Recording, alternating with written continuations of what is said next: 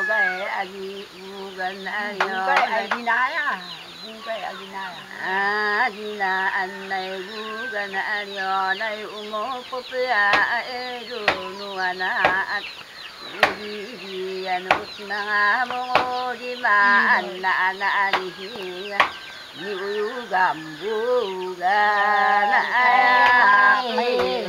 binuga na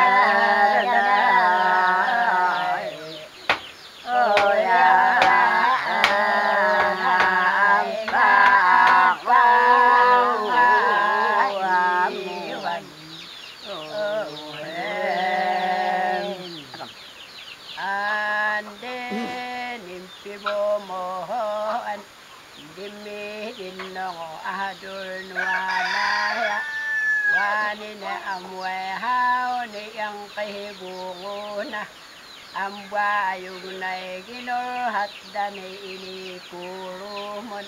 halilit yung bihibihanon wahit wanili am timahug ng kalingayana hiduwayan mit na hiduwayan alin impat ayon na'y ondan himbumutong hituweya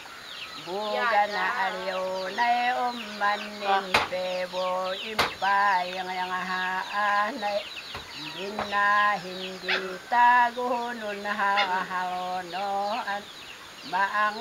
babalik adawaya nahon mga babalik bo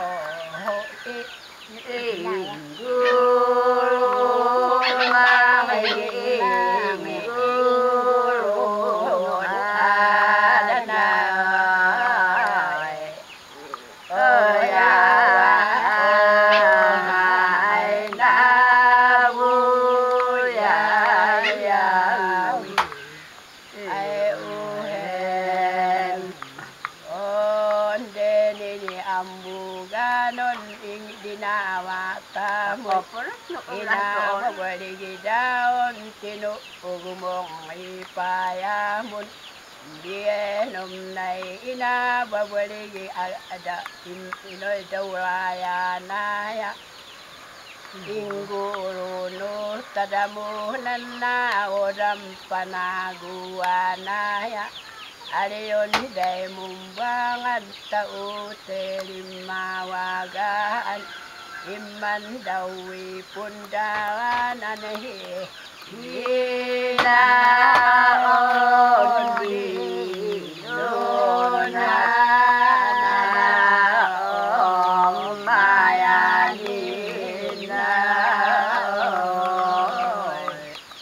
oyandayang enang embol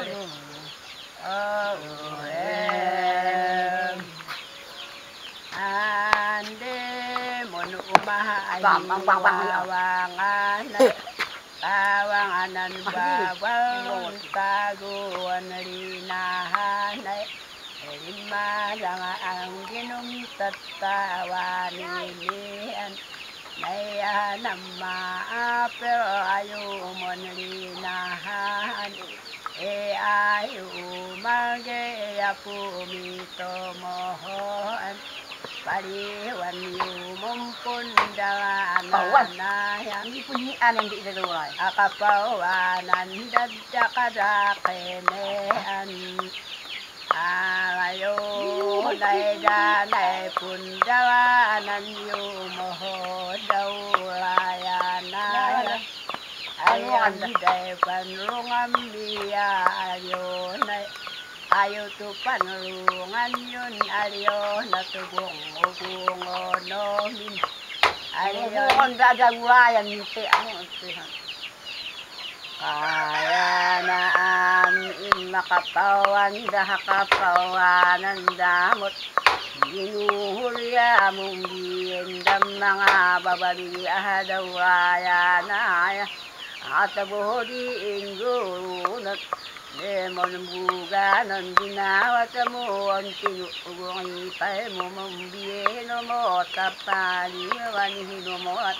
Diyan ariyon dawayan danay kundaranan yubugan yamunda na amigda kadakene. Danay kundaranan yun ariyon bugan yabungubungom niya. Inyumat lamahanan inggun timundaran tuun na minhinam kanta. Dakada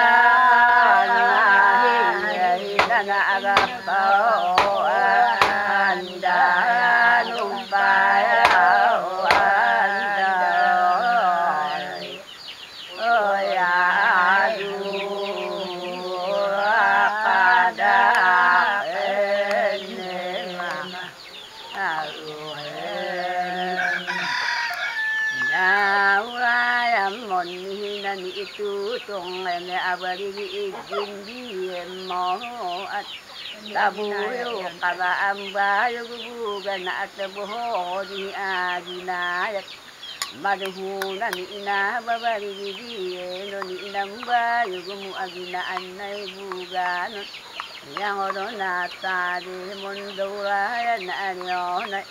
manumamumba nga da ayubugan na adagun hada namu manggoto ayum binahi kaliman di agoya inaradota danogan dawaya na anumadang gumawat gonhada na aniiyang ayang orubugan niyang ingurun arionay Dita pibogaunon di agoto na nga mudi Mahungod uhitugun ahi ayumam goto hilang agawan Pemay gawan nagalaw gawan Oh ya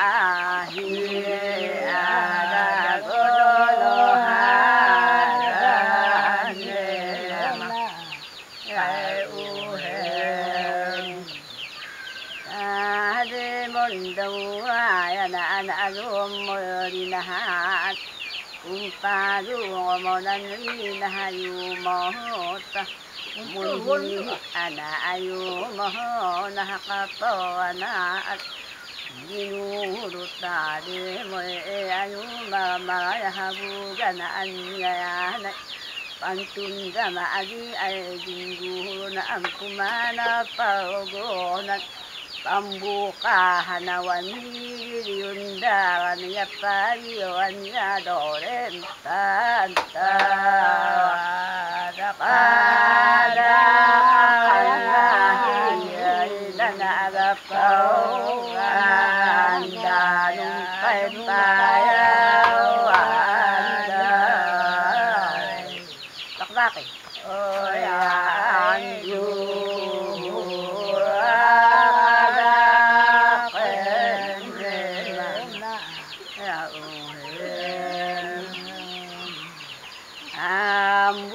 Impeso kumumo lagari kamba tumpumbiye nanadat Dakadaka na anna iyon nuduain durum padangambom mga babariliin indiyenot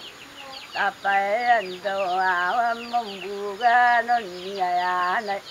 Dundumungaran ng gay-gayon inaayagod na naamoloyodok agad-agad-agad na naagapaw Wala nila usalon mama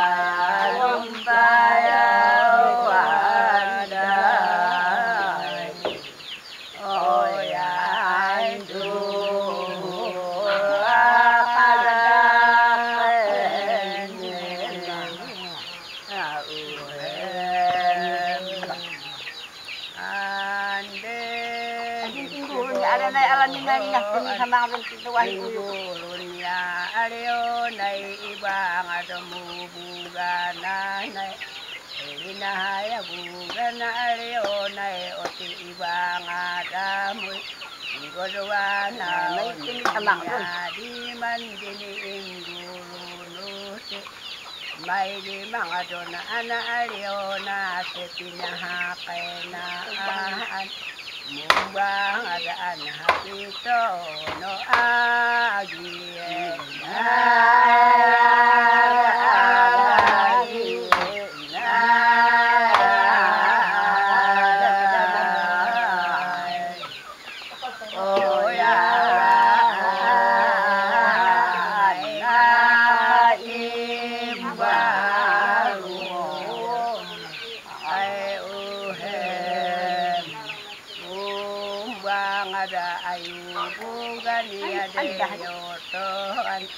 yang iganay matikidian ehuma biliabia ayayun tuguna ayayun tuguna oh ya aida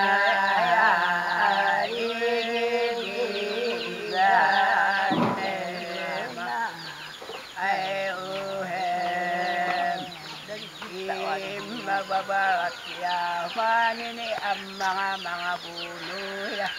hindi na nagwanahena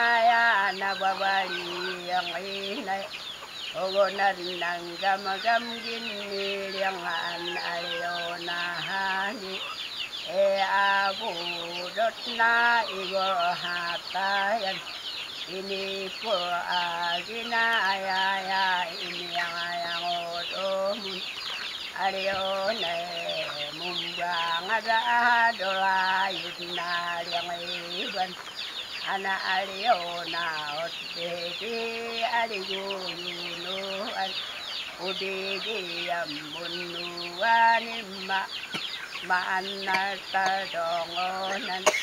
mongada na ana aliye nununi ali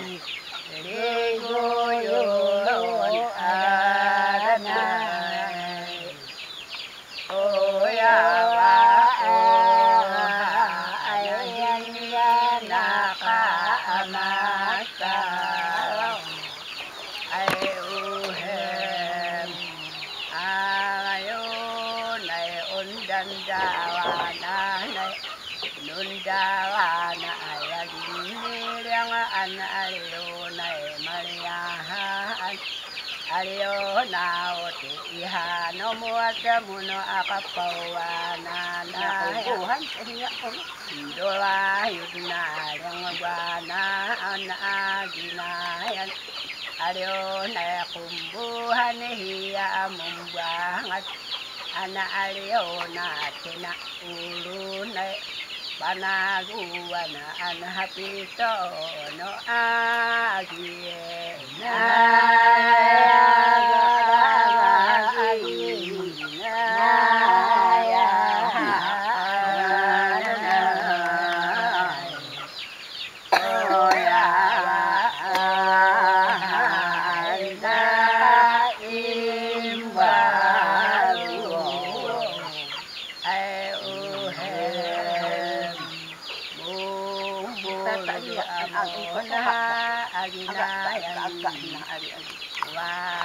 ini anu monohog komnan lundi anamu umado dono naruto boy inda de nang gamaman wani ni ang kimatam na binuhui pamamon paliwam timanunulun na nahabagan bumangon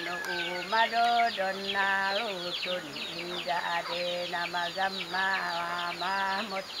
wani ni rumahun ang pabangadamun lakabinihe enihi gibiyawae humabidi ami bugu-bugu huluta danga mongon aginayay humabihi ami bugu hulumon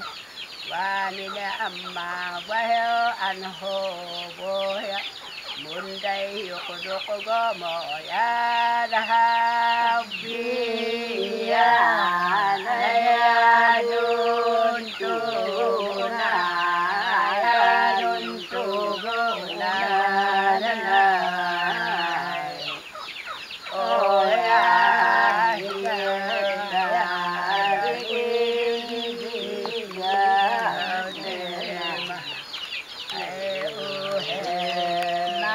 natin.